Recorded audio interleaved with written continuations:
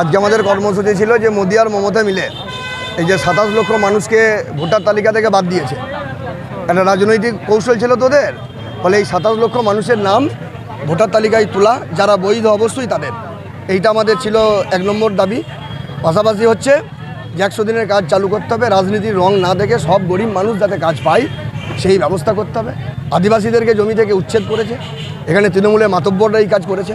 ফলে যে আদিবাসীদেরকে, যে পাট্টাদারদেরকে, যে বর্গাদারদেরকে জোর করে জমি থেকে উচ্ছেদ করেছে তাদের জমি আবার ফিরিয়ে দিতে হবে, ঠিক আছে। আর পুনর্বাসন ছাড়া কোনো হকার উচ্ছেদ করা যাবে না, এই দাবিতে হচ্ছে আজকে আমাদের ডেপুটেশন ছিল।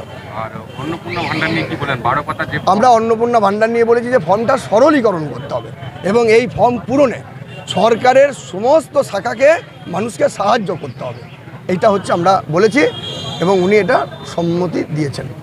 দেখা যাচ্ছে এই অন্নপূর্ণার ফর্মগুলো বিজেপির পার্টি অফিস এবং স্থানীয় যে কাউন্সিলরগুলো আছে এখনো পর্যন্ত তারা বিলি করছে এবং তারাই সমর্থন। তৃণমূলের দেখানো পথ সেই পথই তো চলছে। 15 বছর রাজ্যটাকে তৃণমূল শেষ করে দিয়েছে। ফলে এই রাজ্যের যে অতীত, যে ঐতিহ্য, সেইটা ফিরিয়ে আনতে সময় লাগবে, আর এটা মানুষ আন্দোলন করেই ফিরিয়ে নিয়ে আসবে। ফলে সেই কালচারটা নিচ্ছে, ফলে এই কালচার নিলে বেশি দিন চলবে না।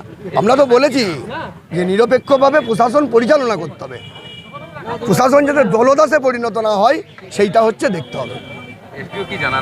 এসডিও যেটুকু ক্ষমতা ওনার জুরিডিকশনের মধ্যে উনি যেটা পারবেন উনি বলেছেন আমি নিশ্চয়ই করে করবো। এরকম না, আমাদের সবাইকে দাঁড়াতে হবে। এই 27 লক্ষ মানুষ যাদের নাম বাদ দিয়েছে তাদের যেগুলো ফিল আপ হয়েছে সেইগুলোতে কতজনের নাম নতুন করে উঠেছে ভোট থেকে পেতে শুরু করবো, ঠিক আছে। আপনাদের সবাইকে অভিনন্দন জানিয়ে আমাদের আজকের ডেপুটেশনের যে কর্মসূচি সেই